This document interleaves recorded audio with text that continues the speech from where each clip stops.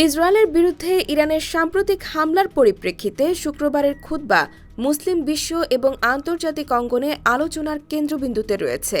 ইরানের সর্বোচ্চ নেতা আয়াতুল্লাহ আলী খামেনি শুক্রবার জুমার নামাজে ইমামতি করবেন এবং জনসম্মুখে একটি খুতবা দেবেন। এই খুতবায় ইসরায়েলের সাম্প্রতিক ক্ষেপণাস্ত্র হামলার পর ইরানের ভবিষ্যৎ পরিকল্পনা নিয়ে দিক নির্দেশনা দিতে পারেন তিনি।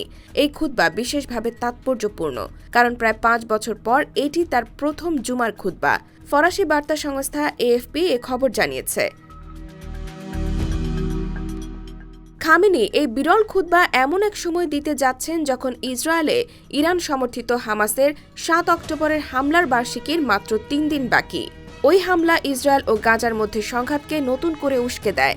খামেনি তেহরানের কেন্দ্রে অবস্থিত ইমাম খামেনি গ্র্যান্ড মুসাল্লা মসজিদে মুসল্লিদের ইমামতি করবেন বলে তার সরকারি ওয়েবসাইটে জানানো হয়েছে।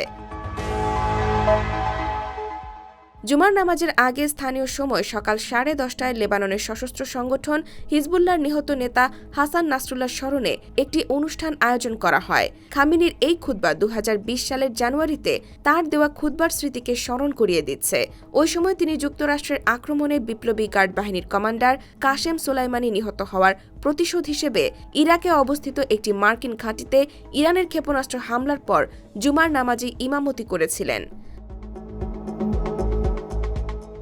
বিশ্লেষকদের মতে ইরানের এই ক্ষেপণাস্ত্র হামলা ছিল তেহরান ও দেশটির আঞ্চলিক মিত্রদের সাম্প্রতিক পরাজয়ের জবাব।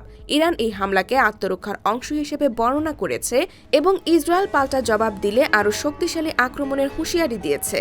ইরান একই সঙ্গে যুক্তরাষ্ট্রকে সতর্ক করে বলেছে, যদি তারা হস্তক্ষেপ করে তবে কঠোর জবাব দেওয়া হবে।